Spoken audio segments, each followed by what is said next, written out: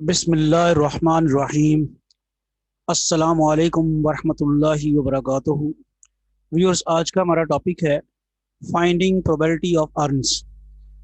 अच्छा, ये अर्न्स की प्रोबेबिलिटी मालूम करना हमेशा ही स्टूडेंट्स को बड़ा मुश्किल लगता है। और मुझे याद है जब मैं भी एमएससी कर रहा था तो ये वाला क्वेश्चन बड़ा टफ लगा करता था। तो यूजली मैथमेटिकल स्टैटिस्टिक्स के ये क्वेश्चन जो है रिपीट नहीं होते, तो वो क्वेश्चन में चेंज करके दे देते हैं। तो वो जो पहले किया होता था वो अब आता नहीं था, तो बड़ा प्रॉब्लम हो जाती थी।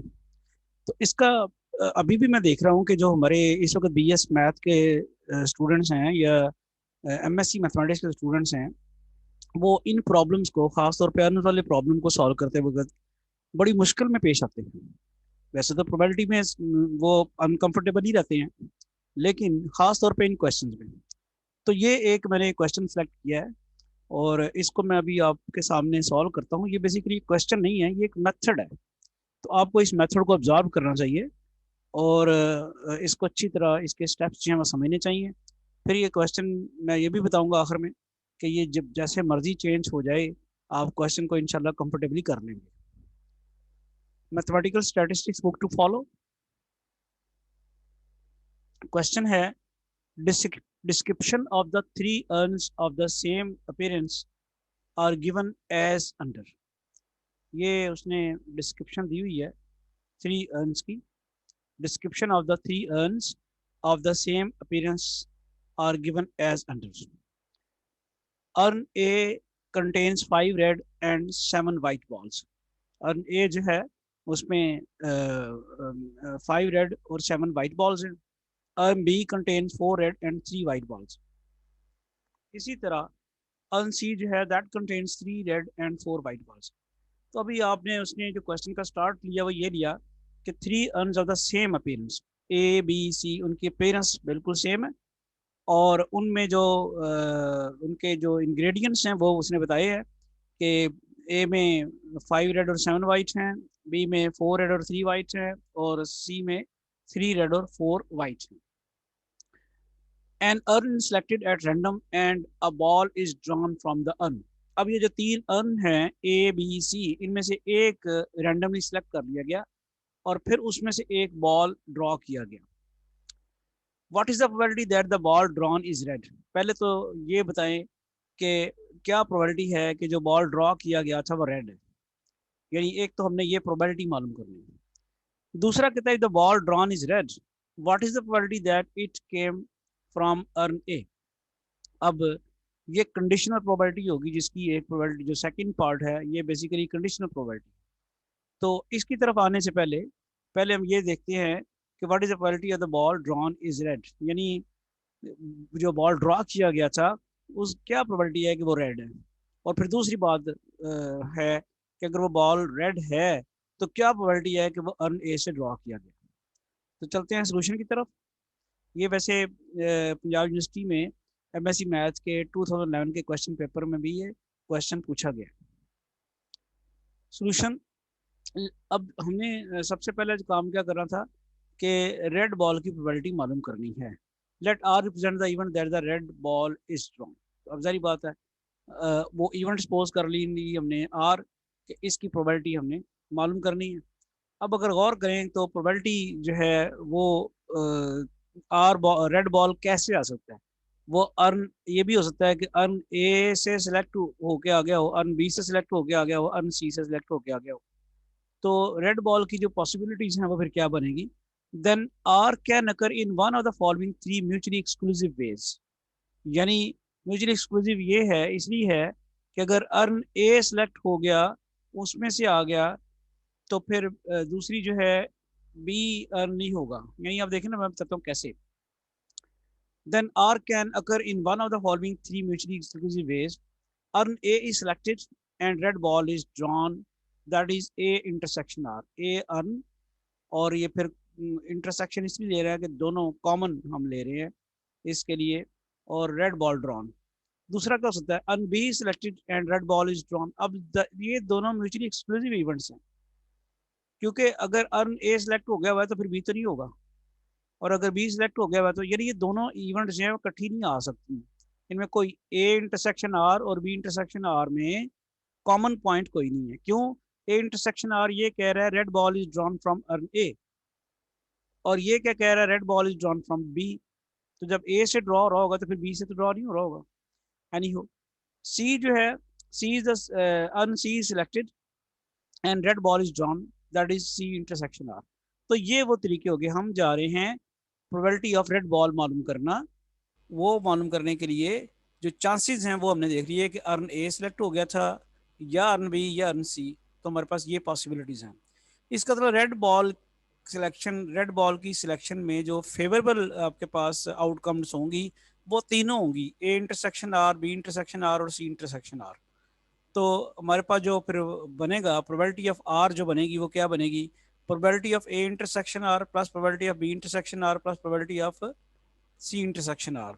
आप probability of A intersection R का फॉर्मूला लगाएं तो क्या होता है, P of A P of R conditional A, P of B P of R conditional B, P of C P of R conditional C. अब पी ऑफ ए से क्या मुराद है, यानी ये प्रोबेबिलिटी ऑफ ए की है कि जी अर्न ए इज सेलेक्टेड। तो ये क्या हो सकती है, आप देखें टोटल आपके पास कितने अर्न्स हैं, ए बी सी 3 अर्न्स हैं। तो उसमें अर्न ए की सिलेक्शन के जो फेवर में इवेंट्स हैं वो एक ही है। तो प्रोबेबिलिटी ऑफ ए फिर क्या बनेगी, number of favourable events, number of favourable outcomes divided by possible total possible outcomes. Favourable outcomes P of A के लिए एक ही है और टोटल पॉसिबल आउटकम्स क्या हैं 3, क्योंकि टोटल अर्न्स हमारे पास हैं 3। तो पी ऑफ ए की जगह आ जाएगा 1/3। अब ये देखते हैं पी ऑफ आर कंडीशनल ए, इसमें इसका फॉर्मूला ये क्या बनेगा कि रेड बॉल आया है और अर्न ए से आया है। तो भाई अर्न ए में कितने बॉल से, अर्न ए में टोटल जो हैं 12 बॉल है और उसमें 5 रेड हैं। तो प्रोबेबिलिटी ये जो आएगी रेड बॉल की प्रोबेबिलिटी थ्रू ए, वो फिर यही आएगी 5/5 + 7। ये मैं ज़रा जल्दी से पीछे दिखाता चलूँ आपको कि अर्न ए में क्या सिचुएशन थी। अर्न ए में देख लें टोटल 12 बॉल से 5 रेड एंड 7 वाइट। तो फिर अर्न ए से रेड बॉल की जो प्रोबेबिलिटी निकलेगी वो उसकी फेवर में तो हैं 5/5 + 7। तो यही यहाँ पे लिखा हुआ है आपके सामने, ये यही लिखा था P of R conditional A red ball selected from urn A 5/5 + 7, ये इसकी प्रोबेबिलिटी आ जाएगी। इसी तरह प्रोबेबिलिटी बी जो है वो भी वही सिचुएशन है कि अर्न बी के फेवर में जो आउटकम्स हैं वो एक ही है और टोटल आउटकम्स 3 हैं। तो आपके पास आ जाता है प्लस ये, यानी प्रोबेबिलिटी ऑफ बी बन जाएगी 1/3। और ये क्या बन जाएगा, इसमें अर्न बी में टोटल बॉल 7 है और 4 रेड हैं। तो probability of R conditional B क्या बन जाएगी 4/4 + 3, यानी red ball drawn from urn B. Similarly P of C जो है प्रोबेबिलिटी ऑफ सी भी 1/3 ही बनेगी। टोटल अर्न 3 हैं और सी अर्न सी सिलेक्शन में एक ही उसकी फेवर में आउटकम है 1/3 बन जाएगी। और प्रोबेबिलिटी ऑफ आर सी, वो आर कंडीशनल सी क्या बनेगी, सी में 7 बॉल्स हैं और उसमें आपके पास जो है 3 रेड हैं। तो 3/3 + 4 बन जाएगा। अब इसकी ज़रा सिंप्लीफिकेशन कर लेते हैं। तो ये प्रोबेबिलिटी आ जाती है प्रोबेबिलिटी ऑफ रेड बॉल। ये बात समझ आ गई है, क्विकली ज़रा मैं रिव्यू करता चलूँ कि 3 अर्न्स हैं और आपने पता करना है कि रेड बॉल की प्रोबेबिलिटी क्या है। तो रेड बॉल अर्न ए से भी आ सकता था, बी से भी आ सकता था, सी से भी आ सकता था।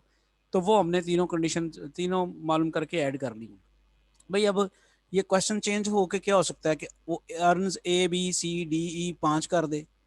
तो फिर क्या हो जाएगा, फिर प्रोबेबिलिटी यहाँ पे पी ऑफ ए क्या बन जाएगी 1/5, पी ऑफ बी भी 1/5, इस तरह। तो ये क्वेश्चन उसके मुताबिक आप चेंज कर लेंगे।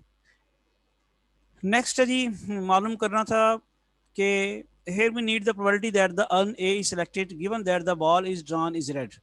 अब हमने ये मालूम करना है कि प्रोबेबिलिटी मालूम करनी है किसकी कि अर्न ए सेलेक्ट हो गया याद। और जो बॉल निकाला था, ये मान लिया हमने जो बॉल निकाला था वो रेड है और प्रोबेबिलिटी मालूम करनी है कि अर्न ए से वो आया है। तो फिर कंडीशनल प्रोबेबिलिटी बनेगी ना, probability of A such that event R is occurred. Event R जो है वो अगर हो चुकी है, उसका क्या मतलब है कि रेड, पता चल चुका है कि रेड बॉल ड्रॉ हो चुकी है। तो probability of A conditional R का फार्मूला जो बनेगा, P of A intersection R over P of A. ये कंडीशनल प्रोबेबिलिटीज मैंने पहले डिस्कस की हुई हैं, तो ये उस फार्मूले के मुताबिक। अब ये P of A intersection R क्या बनता है, P of A into P of R conditional A. अब इनकी वैल्यूज निकाली हुई हैं, पी एफ ए 1/3 है, और रेड बॉल फ्रॉम ए आने का मतलब है 5 और 5+7, और रेड बॉल की टोटल प्रोबेबिलिटी हमने 17 और 36 निकाली है। फर्दर सिंप्लीफिकेशन करते हैं, तो फर्दर सिंप्लीफिकेशन से आपके पास आ जाती है probability of selection of earn A is 0.294। तो होपफुली आपको अर्न्स की प्रोबेबिलिटी मालूम करने का मेथड समझ आ गया होगा। तो अब याद रखें कि सिर्फ मेथड आप समझें, बाकी अब अर्न 5 हो जाए, 6 हो जाए, 7 हो जाए, उसके अकॉर्डिंगली आप क्वेश्चन सॉल्व कर लें। अगर फॉर टोटल उसने अर्न 7 दिए होंगे, तो हर अर्न की प्रोबेबिलिटी जो है वो 1/7 हो जाएगी, और उनके जो इंग्रेडिएंट्स हैं उनके मुताबिक आप बाकी प्रोबेबिलिटीज मालूम कर लेंगे।